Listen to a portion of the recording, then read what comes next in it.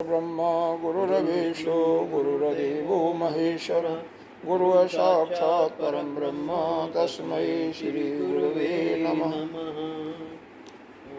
त्वमेव माता च पिता त्वमेव त्वमेव बन्धो च सखा त्वमेव त्वमेव विद्या द्रविणं त्वमेव त्वमेव सर्वं मम देव देव।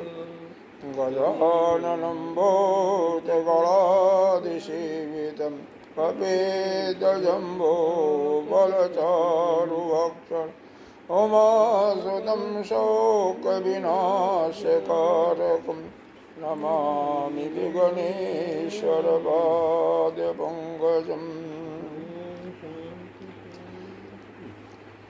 अनंत कोटि श्री विभूषित अनंत श्री महानिर्वाणी अखाड़ा की अग्रणीय महामंडलेश्वर श्रोतीय ब्रह्मनिष्ठ एवं उत्तर प्रदेश सकल संत समाज की अध्यक्ष नित्य प्रातः स्मरणीय वंदनीय पूजनीय अर्चनीय सद्गुरुदेव भगवान के चरणों में कोटि कोटि नमन। यहाँ के अधिष्ठान देव रामलला सपरिवार उनको कोटि कोटि वंदन। हम मंत्र का पहले चौथे मंत्र पहले मंत्र से पाठ करेंगे। तो पाठ करना नहीं किया अच्छा रहेगा, याद रहे, हो जाएगा धीरे धीरे। पहले मंत्र से पाठ करते हैं।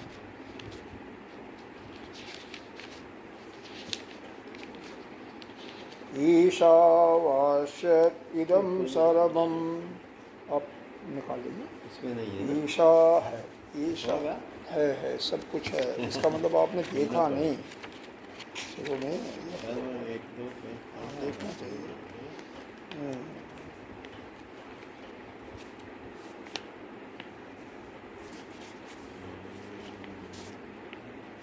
तो दुनिया कहना नहीं तो अपने पुस्तक को उन्होंने वो करने के लिए दुनिया भर की चीज़ें इसमें डाल दिया है। हाँ, यहाँ से है।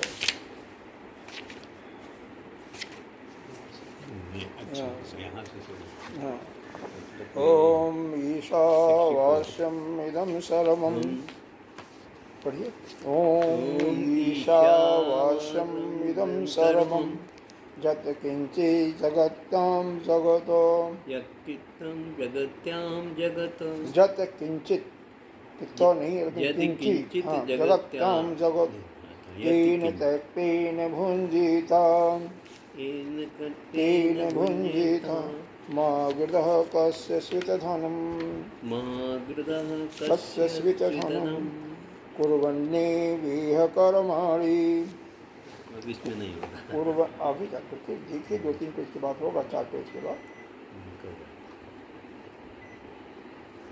कुर्वन्नेविह कर्माणि जिजीविषेशतः समाम् एवं तैर्न अन्यथेतोऽस्ति न कर्म लिप्यते नरे।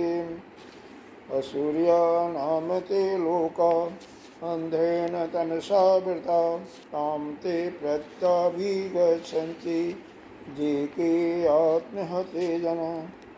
अनेजद एकं मनुष्यो जवीयो नैन देवा आप्नुवन् पूर्वमर्षतः तद्धावतो अन्नान्तेति तिष्ठत अस्मिन् अपो मातरस्वा दधाति। तदेजति तन्नैजाति तददूरे तद्वन्तिकी तदरंस सर्वस्य तदु सर्वस्य बाह्यतः। यस्तु सर्वाणि भूतानि आत्म एव अनुपश्यति सर्वभूतेषु च आत्मानं ततो न विजुगुप्सते। देखो पढ़ने का तरीका देखो, यह जब तक के समझोगे नहीं तब तक के किताब लेने से क्या फायदा? कोई फायदा नहीं है ना। अब यहाँ पर ये इसका अर्थ है दिया हुआ है हिंदी में, ठीक है। 1 पेज 2 पेज 4 पेज पढ़े हो है। अरे इसी को हिंदी में व्याख्या किया हुआ जैसे हम बताते हैं ना, ये दूसरा मिलेगा। दूसरे के बाद फिर तीसरा मिलेगा, आगे जाइएगा तीसरा अच्छा, मिलेगा, हाँ, फिर हाँ, चौथा हाँ, मिलेगा। हाँ। ऐसे करके एक एक एक ये एक सीखिए ना। श्लोक है, हाँ 18 श्लोक है शायद। हाँ 18 श्लोक है। इसको जब नहीं सीखोगे तो फायदा क्या हाँ, तो पुस्तकों में से। हाँ, ना, बिल्कुल सही और बात। एक दिन में का पुस्तक हम लोग लेते थे और सोने के पहले सब कुछ देख जाते थे पुस्तक में है क्या। हाँ सही बात है, अभी हाँ इसको हम पढ़ा करेंगे। हाँ। तो जब यहाँ जाएंगे ना तो समझते। अब यहाँ पर पहले मंत्र में क्या बताया, इसीलिए हम बार बार रिपीट कर रहे हैं कि जिससे आपके यह अंतःकरण में बैठ गए। जो जिनका मन अध्यात्म की तरफ लगा हुआ है, कामना उनके अंदर की वासनाएं क्षीण हो चुकी हैं,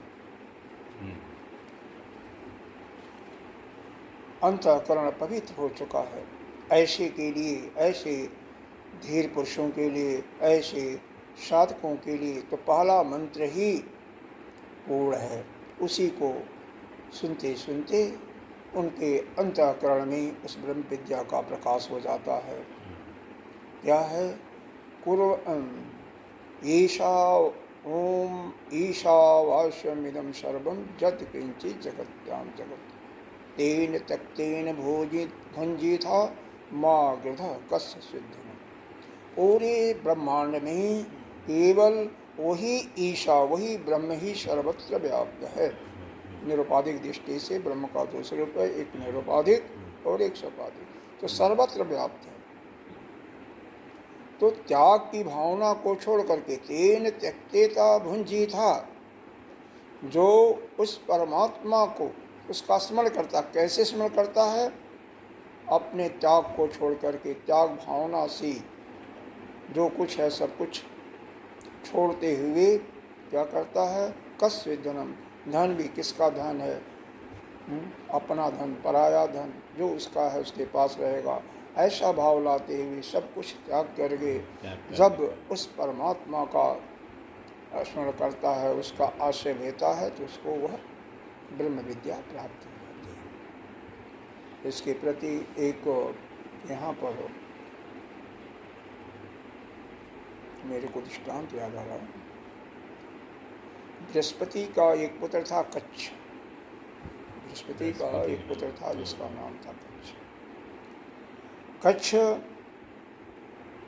को इन्होंने मृत संजीवनी विद्या के धारण के लिए शुक्राचार्य जी के पास भेजा था। शुक्राचार्य जी के पास वह विद्या को तो प्राप्त कर लिया, वो कहानी लंबी है, कहानी को मैं शॉर्ट कर रहा हूँ। लेकिन उनकी एक पुत्री थी देवयानी, उन्हीं के कहने पर शुक्राचार्य जी ने विद्या भी दिया था।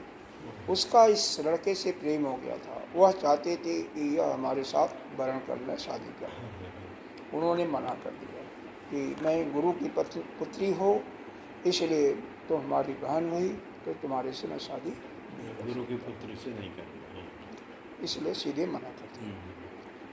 उसके बाद वह श्राप दे देती है कि जाओ तुम्हारी विद्या सब कुछ भूल जाए, जो कुछ सीखा है, और वो विद्या उनका भूल जाता, स्मरण होता है। फिर अपने पिता के पास वहाँ से आते हैं। पिताजी से सारी बातें सुनाने के बाद पिताजी कहते हैं, पुत्र देखो, ब्रह्म विद्या की प्राप्ति तो केवल त्याग से ही है। तो लड़के ने सोचा कि हम यहाँ पर स्वर्गलोक में हैं, सब अच्छा कुछ सुख है, तो पिताजी के कहने का अभिप्राय है कि सब कुछ छोड़ दो। तो वह छोड़ करके मृत्युलोक में किसी एक जंगल में चले जाते हैं। वहाँ पर एक झोपड़ी बनाते हैं और रहने लगते हैं। कुछ दिन के बाद पिताजी आते हैं, कहते हैं कैसा तुम्हें अनुभव हो रहा है? वह कहते हैं पिताजी पहले से तो अच्छा अनुभव हो रहा है, लेकिन अभी वह ज्ञान की प्राप्ति नहीं हुई। तो उन्होंने कहा भाई देखो, इसका तो एक ही तरीका है त्याग, त्याग के अलावा कुछ नहीं है, त्याग करना। उन्होंने कहा कि चलो पिताजी का त्याग कर रहे हैं तो इसका मतलब ये झोपड़ी वोपड़ी है यह सब, इसको भी जला दिया, कमंडल वगैरह सब कुछ फेंक दिया, केवल अपना लंगोटी रखा 2 जोड़ी और बाकी सब कुछ त्याग दिया। फिर पिताजी आते हैं, फिर कहते हैं कैसा चल रहा है? कहते हैं पहले से तो बहुत अच्छा चल रहा है, लेकिन अभी भी जो हम चाहते थे वो नहीं मिला। नहीं हो रहा है। कहते हैं भाई देखो, इसका एक ही दवा है त्याग, इसके अलावा कुछ नहीं है। तो सोचता अब क्या करें, अब क्या क्या करें, त्याग तो है? लंगोटी को भी छोड़ दिया। बिल्कुल लंगोटी, कुछ नहीं अपने पास, बस खाली शरीर आ गया। उसके बाद भी वह जो निर्विष समाधि थी वो तो नहीं लगता था, क्योंकि हालांकि किसी का चिंता नहीं था, न लंगोटी गायब होने का, न सुखाने का, न किसी चीज़ का, सारी चिंताएं खत्म हो गई थी। फिर भी अभी वह आनंद जिसकी प्राप्ति होनी चाहिए थी वो नहीं मिली। हो रही है। फिर आते हैं पिताजी, फिर पूछते हैं क्या, कैसे अब आपका जीवन चल रहा है? कहता है पिताजी सब कुछ ठीक है, बहुत अच्छा चल रहा, पहले से बहुत अच्छा चल रहा, लेकिन अभी भी ज्ञान नहीं, पूर्ण ब्रह्म ज्ञान आनंद, नहीं। पूर्ण आनंद नहीं मिल रहा। ठीक है भाई, देखो इसका एक ही रास्ता है त्याग। तो कहता पिताजी आप अंतर्धान मत होइए, आप रुकिए जरा, मेरी बात सुनिए, मेरी बात सुनिए। कहते हैं क्या?